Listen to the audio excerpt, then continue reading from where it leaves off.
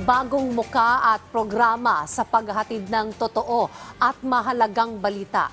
Iyan po ang handog ng inyong telebisyon ng bayan, ang People's Television Network, na mas lalong pinalakas ang balitaan para sa masa. May ulat si Gabi Natividad. Bagong atake, bagong muka at mga bagong paraan para makapaghatid ng balita. Yan ang hatid ngayon ng telebisyon ng bayan, ang People's Television Network o PTV4. Ayon mismo sa General Manager ng network na isa ring Batikan na Giorno at kay Congressman Erwin Tulfo na uupo ring host sa isa sa mga bagong programa nito. Ibang uri ng PTV ang hatid ngayon sa publiko. Sa 14 na bagong programa na inilatag nila kada araw at bawat oras, may ngipin, hindi bias at pangbuong bansa na government station ang mapapanood ngayon. Aggressive po ang PTV right now. So that's our direction.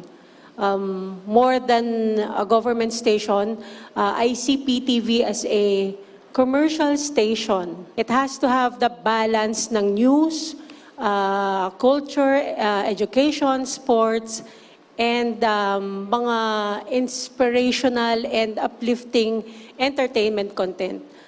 Of course, government station ka, you give more airtime sa mga government programs, government projects. Pero when it comes to news, it's basically the same. Panoorin ho ninyo yung Patrol, panoorin yung 24. Kung anong meron ng Patrol, meron 24, meron din po ang PTV. Usap-usapan din naman sa network kung kasama rin ba sa magkakaroon na bagong programa sa PTV ang sikat na TV host at producer na si Willie Revillame dahil sa mga patikim na social media post nito. Sagot lang dito ng network. It's a tripartite discussion po with IBC 13 and then PTV at saka si Willie. So matagal po yung proseso, marami pong inaayos. But all of the parties are hoping for a very positive outcome of our negotiation. Naniniwala naman ang network na kaya nilang maging pangalawa sa pinakamataas na ratings at makipagsabayan sa malalaking mainstream media. Kaya para mapalawag pa ang mahahatira ng PTV ng programang pangmasa, plano din ng network na palakasin ang signal nito para maabot ang malalayong lugar sa bansa. Humingi rin sila ng karagdagang pondo sa gobyerno para dito na suportado naman ng Kongreso. Ongoing po ngayon yung aming JICA project.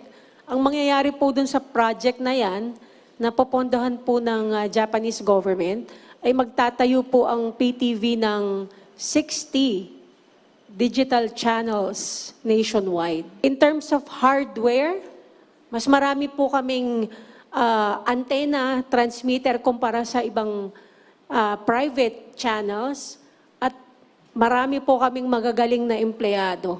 Samantala, hindi lang naman sa publiko may hatid na magandang balita ang PTV, kundi maging sa mga empleyado mismo dahil makakaasa sila sa mga dagdag benepisyo. Mahalaga rin po sa amin para ma-hit namin na maging number 2 kami, yung reorganization po, meaning makapag-regular kami, makapagbigay kami ng magandang benepisyo at insentibo doon sa aming mga empleyado. Kasi sila po yung heart and soul of PTV. Gabi Natividad, para sa bayan.